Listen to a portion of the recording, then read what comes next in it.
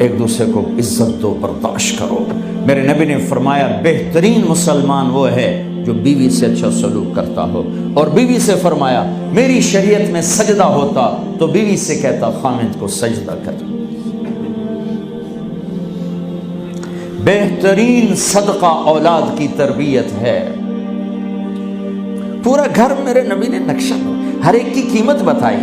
ماں تیرے قدموں تلے جنت، کا کاش میری ماں زندہ ہوتی، تم دیکھتے میں کیا کرتا، میں عشاء کی نماز کے مصلی پر ہوتا، میں سورۃ فاتحہ پڑھ رہا تھا، ادھر سے آواز آتی میری ماں کی محمد، تو میں نماز توڑ کے کہتا لبیک اماں جان۔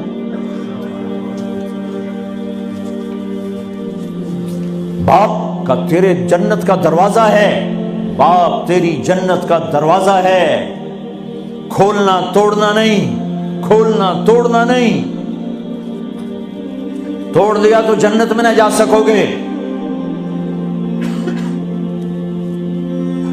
سب سے بہترین مسلمان جو بیوی سے اچھا سلوک کرے، سب سے بہترین عورت جو اپنے خامند کی منشا کو دیکھے۔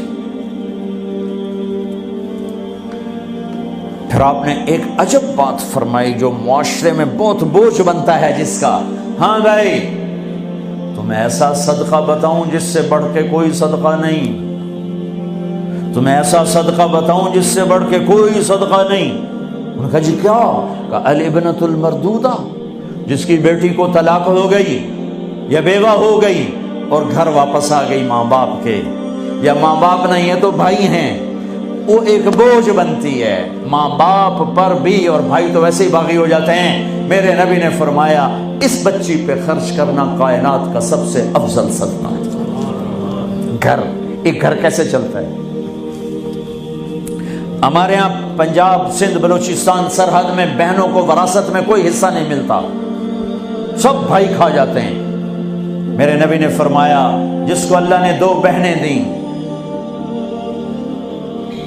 اس نے ان کا حق ادا کیا، شادی کی حق ادا کیا۔ ماں باپ کی وراثت میں سے ہوتا ہے، اگر میں نے کو خود کمایا ہے اس میں بہنوں کا حق نہیں، ماں باپ سے اگر 1 روپیہ بھی آیا ہے تقسیم کیا جائے گا۔ جس نے بہنوں کا حق ادا کیا، شادی کی حق ادا کیا، اس پہ جنت واجب ہو گئی۔ جس کو اللہ نے 3 بیٹیاں دی، اس نے ان کی ڈولی اٹھائی، وہ جنت میں میرے ساتھ یوں ہوگا۔ ایک بولے اگر 2 ہوں، کہ جس نے 2 بیٹیوں کی شادی کی وہ بھی ایسے ہوگا۔ اللہ بھلا کرے۔ ایک صحابی کا کہ جس کی 1 ہو، کہ جس کی 1 ہے، اگر اس نے اس کو عزت سے رخصت کیا تو وہ بھی میرے ساتھ ایسے ہی ہوگا۔ پھر کئی بچیوں کو طلاق پڑی ہے کہ اس کو بیٹا نہیں ہوتا۔ یہاں آنے سے پہلے کا واقعہ، پنڈی سے بچی رو رو برا حال اس کا، میں تو فون سنتا ہی نہیں ہوں ایسے کہ میرا تو کلیجہ پھٹ گیا ہے۔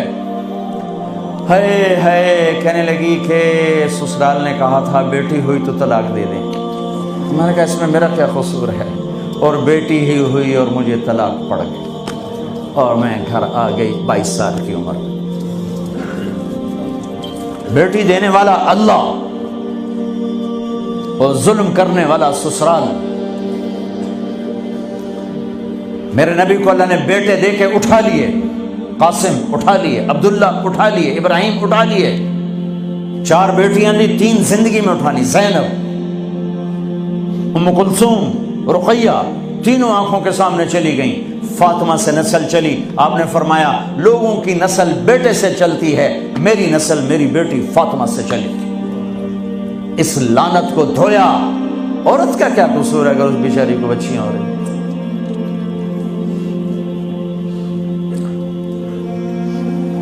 جس نے اپنی بہنوں کو حق ادا کیا، جس نے بیٹیوں کو ڈولے میں بٹھایا، ان کا حق ادا کیا، کہ جنت میں یوں ہو جائے گا۔ بہنوں کو دینا اتنا ضروری ہے، حرام ہو جاتی ہے روٹی۔ میں نے مولانا جمشید صاحب میرے استاد ہیں، میں نے ان سے تفسیر پڑھی۔ میں ایک دن شہد کی بوتل لے کر گیا، پرانی بات ہے 76-77۔ میں نے کہا حضرت یہ ہدیہ ہے۔ فرمایا کہاں سے لائے ہو؟ کہ میرے اپنے باپ ہے۔ فرمایا تیرے باپ نے اپنی بہنوں کو، تیرے باپ نے اپنی بہن یعنی میری پھوپھیوں کو، تیرے باپ نے اپنی بہنوں کو زمین میں سے حصہ دیا تھا؟